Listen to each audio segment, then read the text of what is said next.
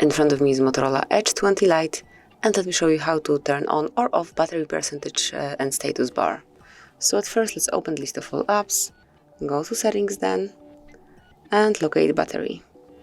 And here you will notice battery percentage, so as it is active, you can see the current battery label. If you'll turn it off, it's hidden.